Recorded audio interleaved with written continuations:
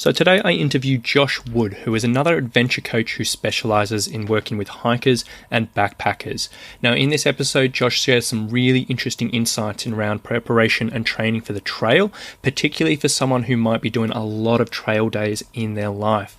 On top of this, he shares some great information around how to train and how to stay sane if you're stuck in home isolation or self-quarantine at the moment. So it's a really fantastic episode, so let's get into it now.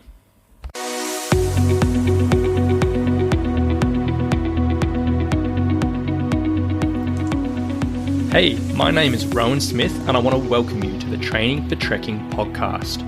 Now this is the world's very first podcast which is entirely dedicated to helping you train, prepare and conquer your upcoming hike, trek or mountain adventure. So once a week I'm going to be giving you quality and practical information on the subjects of physical preparation for trekking, dealing with altitude and nutrition on the trail, so you can know everything you need to be doing to have the best chance of a safe, enjoyable and successful adventure. So now you know what you're in for, let's get into today's episode. Welcome, Josh. Thanks for coming on the show, mate. Thanks for having me. So, really stoked to have you on. As we were just saying before we hopped on, it's always great to talk to other coaches sort of training in the adventure space because there's not a huge amount of us out there, and it's always really, really good to get a different insight into how you go about things, some particular things you might have noticed in the adventure population, and a whole bunch of other stuff. So, really pumped to have you on. So to start off with, can you just give us a little bit of background, tell us a bit about yourself, your background, the world in hiking, and then what you do as a job? Yeah, okay. So I'm Coach Josh Wood.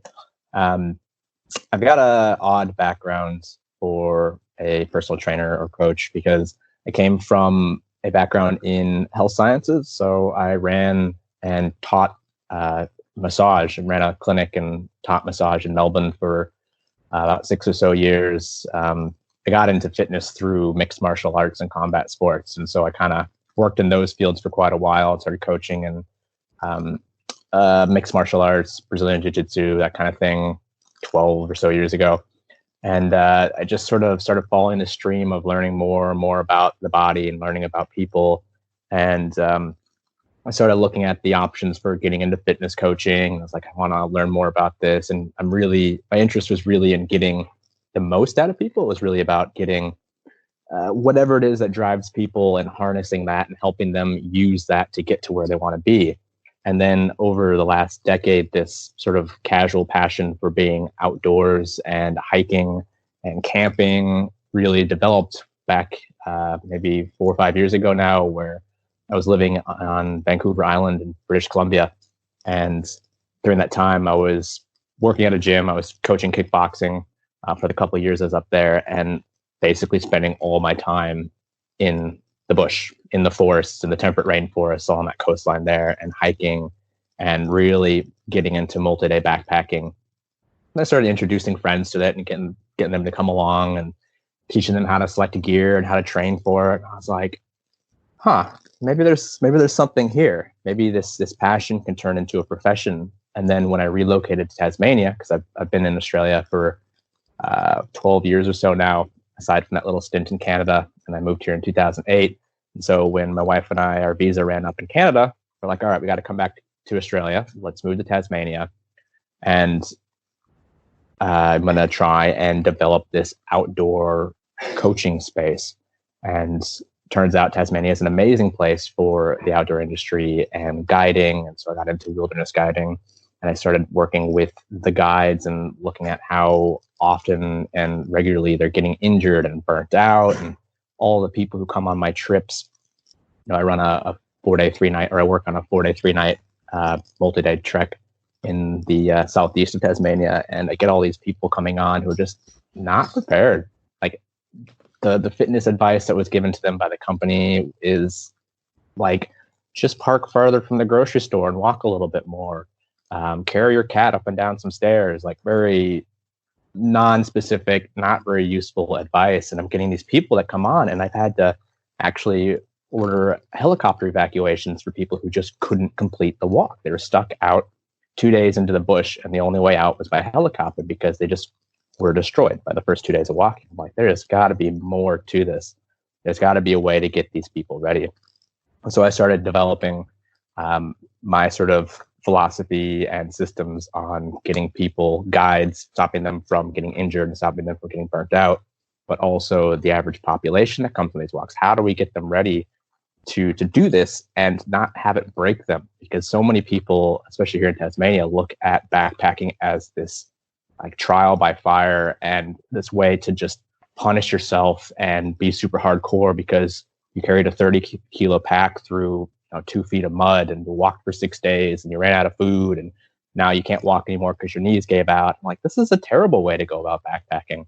And so I kind of put my health science background and my manual therapies background. I looked at the injuries and then I looked at what people are doing. And then I start trying to just work with people on a one-on-one basis to get them to fix these issues and prevent the injury in the first place so they get more out of their trip. Yeah, fantastic. That's super interesting to hear because I've been following your stuff for a little while, but obviously, I don't know, I guess I never really knew how you got into things and the background behind you and all of that. So that's super interesting. Like, I'd be curious to ask, you said you noticed in a lot of the hiking guides as well. Like, is there much of a difference between what the hiking guides are pulling up with in regards to injuries or difficulties as opposed to the regular backpacker?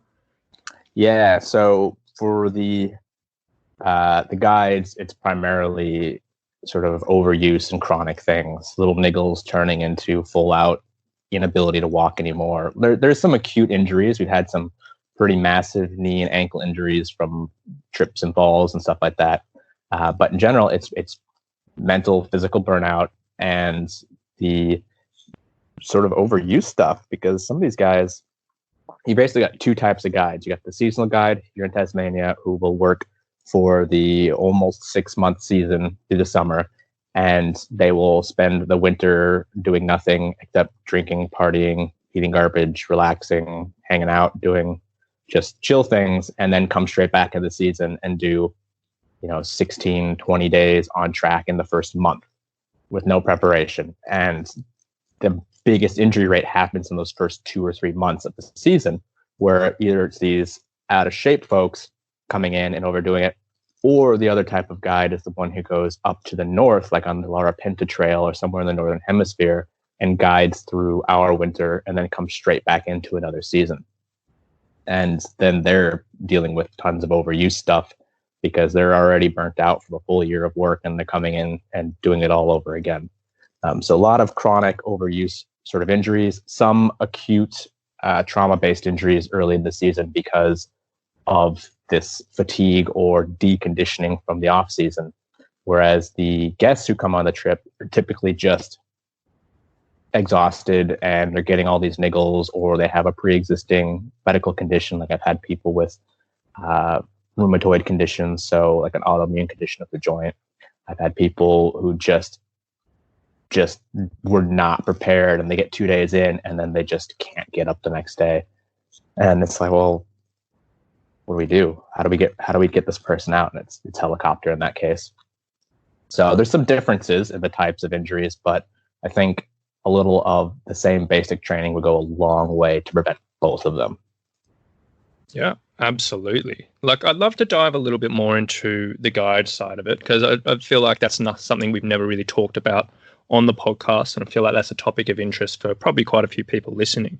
So if someone was doing this for, say, a job, and they literally had to be on trail for, however many days a month, so they didn't really have a huge amount of option to, reduce their trail time, which, some everyday hikers might have that option in their training. How would you go about their physical preparation and their injury prevention in that situation? It would really depend on whether they get an off season. So if there's an off season, I mean, it's the same as in any sport. Backpacking is a sport. Like it has the same demands as any high level endurance based sport. I mean, it's similar to like some of the strongman events. It's a little bit of, the running demands or the ultra marathon type stuff. Like there's a lot of GPP or general physical preparedness required to do this type of work. And if there's an off season, you treat it like an off season for any sport, and you build your foundation of strength and mobility and maintain a level of general conditioning for the sport. If there isn't an off season, it would basically be focusing on not increasing the repetitive demands on the primary areas that backpacking puts a lot of stress on. So, I wouldn't have people running between trips. Like their conditioning is fine. They're going to be getting tons of trail time. So I'm not worried about their cardiovascular conditioning. I'm worried about their strength, recovery, and mobility. So it would be something like, I've had a few guides doing this in the on season where they might have one, ideally at least two, sort of 30 to 40-minute stability, strength, mobility sessions. So depending on the individual needs and what their history is and any injury history or sporting history as well, it'd be looking at, really trying to maintain and just slowly, gradually build their base level strength through the hips, the core, and the mid and upper back, and doing this in such a way that they can recover and not feel exhausted. So this sort of CrossFit, F45, HIIT style, high intensity sort of training is the worst possible thing these guys could be doing, because they don't need that extra stress. They need recuperative, they need regenerative, they need building training. And that's going to be fairly low reps, lots of rest, really focusing on stability, not fatiguing themselves, and strength. And a lot of that through the core and hips being primary focus if I have to choose one area. And then once we get that down in a session, there might be, 10 minutes of mobility at the end. I mean, mobility isn't a huge part of backpacking. Your range of motion you go through is pretty minimal, but we want to maintain good full range of motion. And a lot of that can be reinforced through the exercises chosen as well. So really, it's going to be on the training side, making sure they're recovering well and the training is supportive, not it doesn't deplete them more. It doesn't make them feel tired. They don't feel incredibly sore the next day. So it's assisting with their lifestyle. And then it's looking at their nutrition. I mean, most of these guides and backpackers are like, hey, I ate, a bowl of rice last night. Like, I need those carbs to keep doing this. And it's like, man, we need to lay down some basic recovery nutrition. This is sports nutrition. You need to look at your protein intake first. We need to make sure you're getting all the amino acids, because this is sort of a community that's typically more plant-based in their philosophy. So I got a lot of people like, hey, I just live off almonds. And it's like, no. We got to look at getting the protein base first. And then we're going to look at getting some real whole food, making sure you're sleeping well, reducing your stress in between trips, all the sports recovery stuff. Yeah, fantastic. That's amazing to hear. So a few questions off all that. I'm going to give you 3 questions and sort of we can break them down a little bit. Right. Number 1, for these guides you're talking about, predominantly in the strength side of things, looking at strengthening up their hips or their core. So what are some go-to exercises that you like to use for these guys or anyone in general for those 2 areas? Okay, so for looking at core, if we have access to some basic level of equipment, so prior to this whole lockdown, world shutting down situation and all the gyms being closed, I had access to, cable machines, things like that, but even just some bands. And I think you'd agree with this, the pull-off press. Pull-off press, anti-rotation stuff is king. So that's one of my favorites for everybody, not just backpackers. But for injury prevention with backpacking communities, I definitely love anti-rotation stuff. So it would be pull-off press. Everybody does some form of dead bug and bird dog as part of the warm-up. So real basic anti-rotation stability stuff. And then for more of a strength building, it'd be pull-off press, maybe some unilateral carries like suitcase carries or waiter carries where the weight's overhead if we want to do some shoulder stability as well. Anything I can load unilaterally to work with the core. Sometimes something like the weight transfer plank, where you're sitting in a forearm plank position and you have a little stack of weights or rocks or whatever it is, and you have to move one arm off the ground and move the weights over to one side, place the arm down, pick the arm back up, move it back to the middle, and then repeat on the other side. So we're in sort of a tripod plank position while moving weight. Just things that challenge that anti-rotation core stability.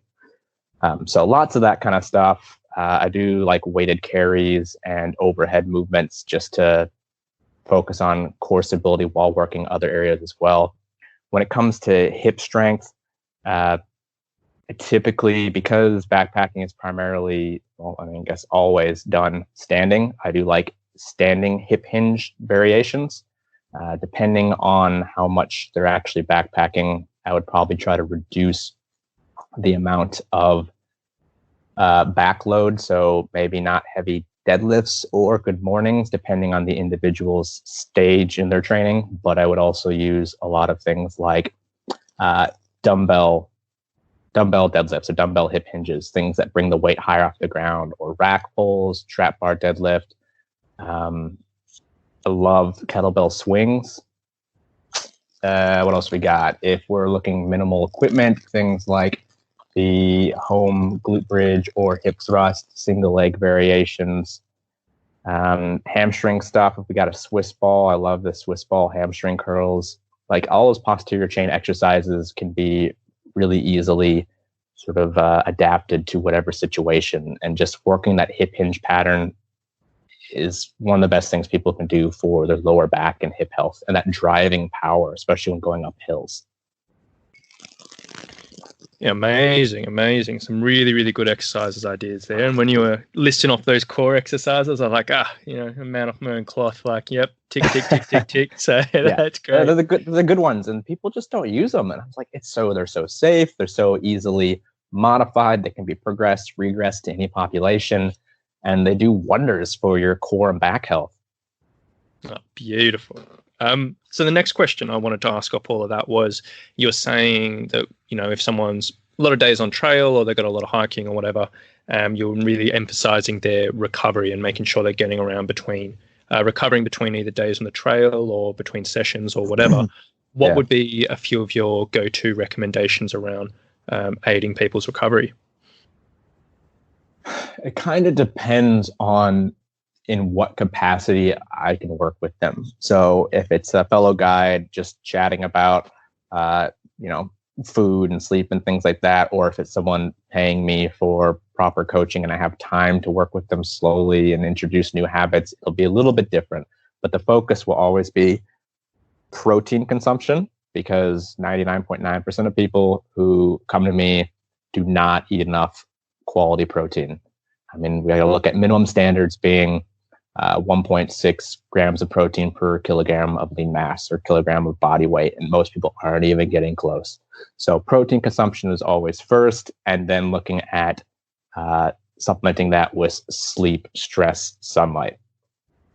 Sunlight, not usually an issue for guides. We're always out there, and that helps with your circadian rhythms and your sleep. But good sleep hygiene and methods to reduce your stress load, especially now. Like anything we can do to reduce people's stress is going to improve their health and recovery across the board. But first and foremost, because it's the most tangible and easy for people to sort of grasp onto and practice, is just improving their protein consumption. Yeah, absolutely. You mentioned sleep hygiene there, which is something I don't think we've really touched on the podcast before. Mm-hmm. For recommendations for when someone's on trail, so whether it's a guide, whether it's someone on a longer trek or just an overnight hike, obviously sleep can get pretty impacted if you don't have the right setup, if you've got animals running around or anything. Do you have any recommendations there to sort of help in that situation? Man, it can be tricky because there's two types of people on trail. There's the person who just is exhausted and passes out and sleeps no matter what. And then there's the person who's all wired at the end of the day and can't get to sleep. The two most useful tools for improving sleep hygiene when you're out on track are earplugs and an eye mask. Now, these days, I just use simple, cheap, 50-cent foam earplugs, and I use my buff. I turn my buff into a blindfold, and it holds my earplugs in place, and then I sleep through anything. And I find those two things go a long way, because if it's a full moon, there's a lot of ambient light. Even if the stars are too bright, or you're at a campsite and they have people awake and shining lights everywhere, the light factor could be an issue with good quality sleep. So you got to black it out, and you can't really install blackout curtains on a tent or on a tarp. So having a buff or a sleep mask and a pair of earplugs goes a long way towards avoiding too much light that can interfere with your sleep, and not having to worry about all the possums screaming and fighting each other all night. Yeah, beautiful. And there's a couple of really easy things for people to apply. So that's awesome. Exactly. So obviously we'd be a bit remiss if we weren't talking as recording this. The world is in a bit of chaos. There's so much going on, and you're sort of in a bit of, well, maybe not so unique situation, but you're sort of stuck at home at the moment. So do you want to give us a rundown? Like, you're over in Sri Lanka. Tell us a little bit about that, and then tell us a little bit about your self-quarantine going on at the moment.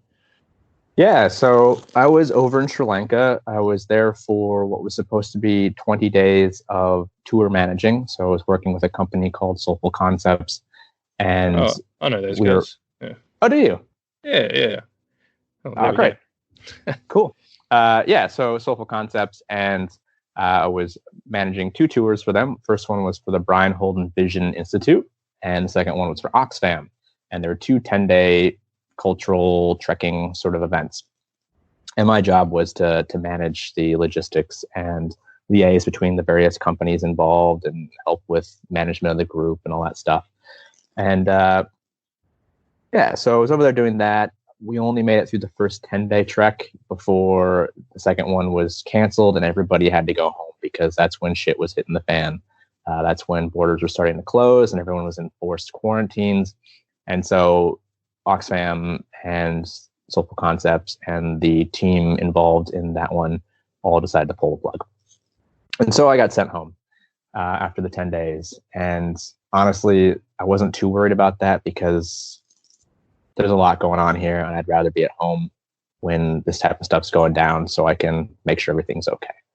And so I got sent home and I got met at the airport in Hobart by security teams, and they pulled everybody coming from international flights off to the side, and they handed us a big Ziploc bag with a questionnaire and a pen in it. And they put us in a little booth, and each person had to fill out this questionnaire about where they've been coming from and how they're feeling, and if they've been in contact with anybody with COVID-19. And when that was done, you put everything back in the big bag, and you went to another officer wearing gloves and a mask, and they held open another big Ziploc bag, and you put your questionnaire in that. They zipped it up and put it into a little thing. And then they gave you a form saying, hey, you need to quarantine for 14 days. This is how you need to do that.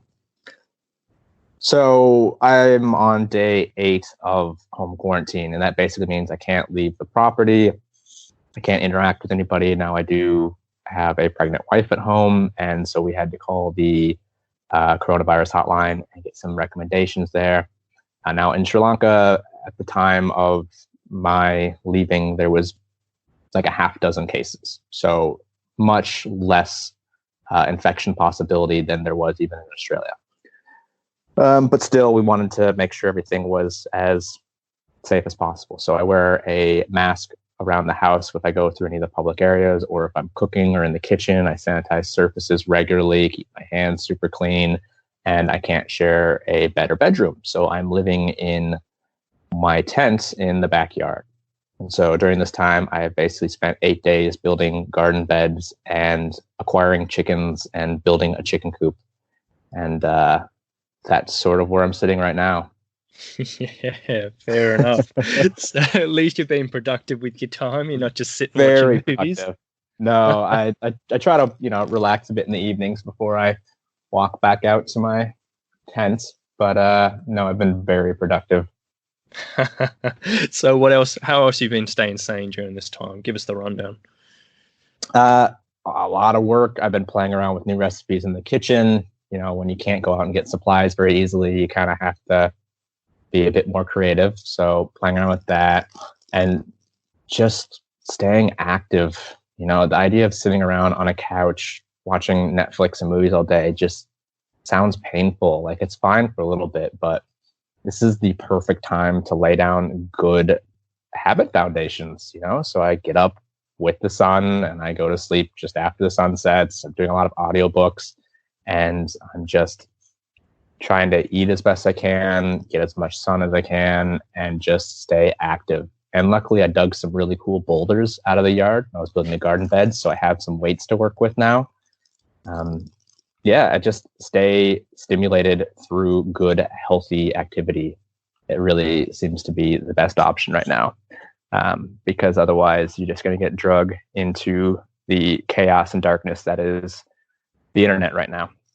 Yeah, 100%. And I love that you've dug up some boulders to toss around. So I've got one of my online clients at the moment. He's been chopping down a tree and throwing around all the logs there for his training. So, do what you can. Yeah, it's great. So if there are any hikers out there at the moment who also might be stuck at home, whether it's self-quarantine or they're just staying at home or working from home in the moment, what types of training would you recommend they focus on? Depends on the space they have. Now, like we mentioned a bit earlier, I think the best thing anyone can do from home is really just focusing on maintaining and building their conditioning, and particularly the strength and conditioning of their hips and core. And that's easy to do without equipment. I mentioned some exercises before you can do. You can get online, go to eBay or Big W, and you can order yourself some resistance bands and a pull-up bar for less than $50 for the pair of them. And with that, you can maintain good levels of strength and conditioning through all your backpacking muscles. Hamstrings, glutes, core, mid and upper back. Lots of easy ways to do that. And then if you have a yard, just load up a backpack and do some heavy rucks. Take 15 minutes. If you have a little square you can walk around, just fill up your backpack with, say, 10-15% of your body weight. Walk as fast as you can for 15 minutes. Rest for 3 to 5 minutes. Repeat 2 to 3 times. And the next time you do it, increase that weight by 2.5 kilos until you're walking around with 30-40% of your body weight for these 15-minute intervals. And if you have a hill, even better. If not, it's still going to maintain good levels of sport-specific conditioning. Yeah, beautiful. And most people, that's easy enough for most people to do in one way or another. You can always, if you're completely stuck, I heard someone was doing something similar on their balcony and literally going up and down their 4-meter balcony on the news. They ran a whole marathon, I think. So, easy enough to apply. It works. And if you have limited space, if you have limited space, work heavier. You don't have to run for your cardio. You could just do backpack training and keep it heavy and keep, moderate length efforts, 5 to 15 minutes, moderate length rests, sort of 3 to 5 minutes, and repeat 3 to 5 times. And you'll maintain a good level of strength and conditioning that will, sort of sit in the middle, especially if you don't have a lot of space. And then on top of that, would there be any other any other positive areas of focus which might be great for hikers at this time, which they might not really first consider when they're thinking about their training or their exercise?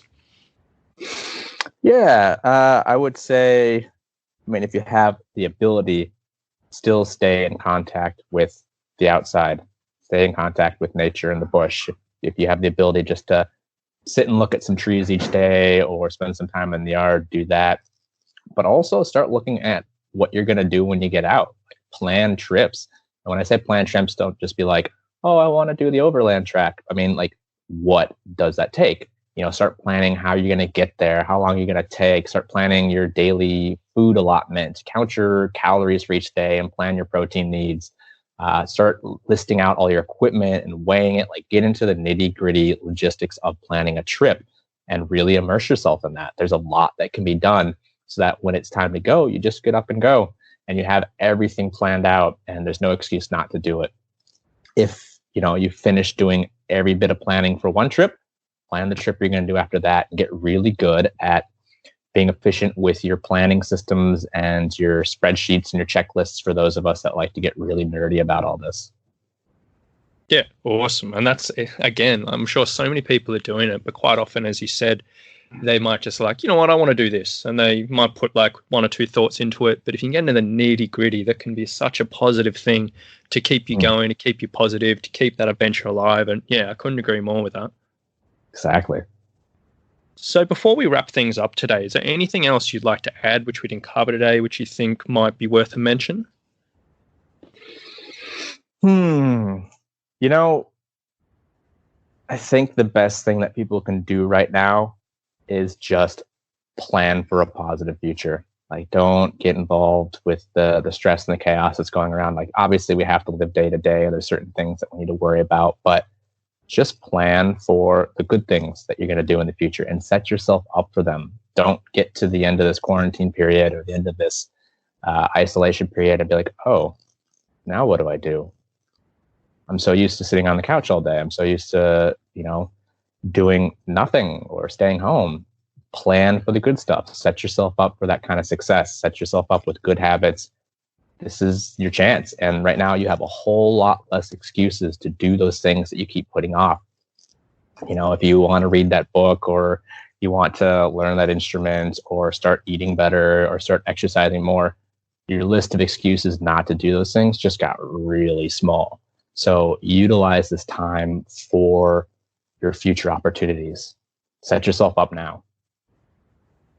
Yeah, couldn't agree more with that. So to wrap things up today, if people did want to get in contact with you, if they wanted to find your content online, or even work with you through one of your programs, where can they find you and how can they go about that?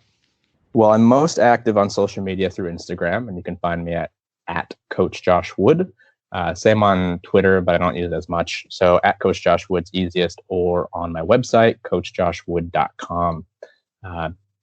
Either of those is probably the easiest way to sort of see what I'm about and get in touch. And do you want to just give a bit of a rundown in the online training programs that you offer online as well? Because I know you've got a few of those up online. Yeah, so most of my stuff is sort of one-on-one goal-based training. So I take what I would normally do in the gym and I program for people based on what they have available to them. And sort of I run either a backpacking preparation program or a general online fitness coaching program where I program for a 6-week block, which includes a minimum of once weekly check-ins for accountability, looking at their nutrition, and we do a bit of food coaching around that as they need.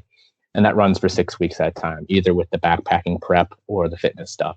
With the backpacking side of things, that online program is going to be looking at auditing your pack weight as well, helping you plan the trip, looking at logistics, answering your questions around that. And that runs in a 6-week block as well. And then I have much simpler things. If you got a home gym, I've got basic downloadable online strength programs that you can use. And those run over 2 6-week blocks and then an 8-week block with a peaking cycle and testing.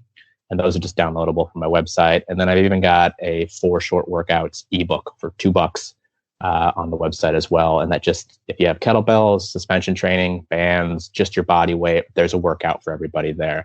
And the idea is just to have options for every level so that people have less excuses not to start moving.